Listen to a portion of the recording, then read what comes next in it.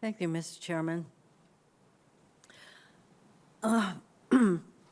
Secretary Austin, my colleague, Senator Duckworth, mentioned the idea of an independent commission to evaluate what happened before, during, and after the war in Afghanistan. So, Secretary Austin, are you open to such an effort? Senator, I will always, as you would expect, always cooperate with my oversight committee.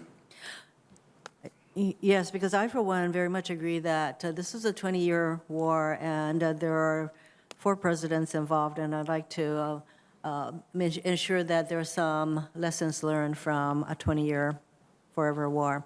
And at the same time, I feel as though the Republicans have made a total about-face, a U-turn regarding the war. I thought that they wanted the war to end, and they were very supportive of President Trump when he made the deal with the Taliban to get out.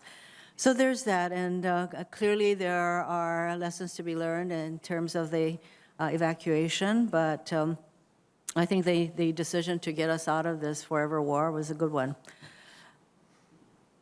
Secretary Austin, the President, I want to move to a slightly different topic.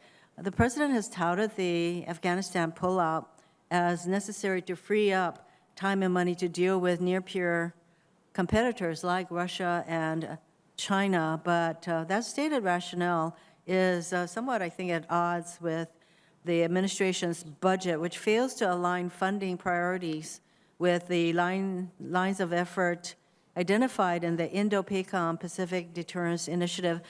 Secretary Austin, I had brought this up before when we had a posture hearing, so you don't have to get into it now, but I would very much appreciate the efforts and where we are in terms of meeting the 5 lines of effort under the Pacific Deterrence Initiative. Could you provide us with that? We can, and I would just add, Senator, that I've spent a fair amount of time with our combatant commander since we last talked. He's laid out his plans and his intent, and I'm fully behind the effort that he wants to undertake, and so we look forward to discussing that with you. Thank you.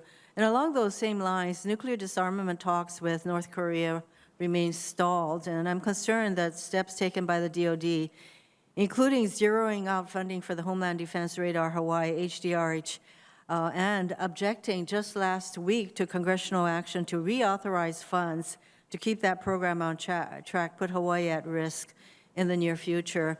And what is DoD's credible alternative to HDRH Hawaii going forward? This is the second time that Congress has had to put back money for that radar. So what is the alternative that the DoD has that will protect Hawaii?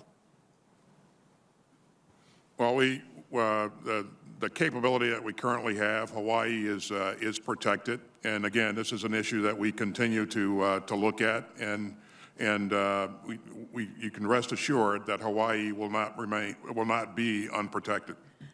Well, I know that we're protected as of today. I'm looking at the future. So a lot of us have concerns about what is going to happen to the Afghani women and girls with the Taliban coming back. I'd be interested, Secretary Austin, to hear your perspective about concrete steps the U.S. can take to influence a future for Afghan women and girls that honors their human rights and freedoms. Well, I certainly share your concern, Senator, and Taliban's track record on this is absolutely horrible. We'll have to continue to, work to use economic levers and also international pressure to hold the Taliban accountable for some of the things that they said they're going to do. And again, I think this will have to be an international effort to maintain pressure on the Taliban. And at some point, I think we'd like to know, specifically what kind of international efforts are bearing fruit with regard to what the Taliban is doing with the women and girls of their country.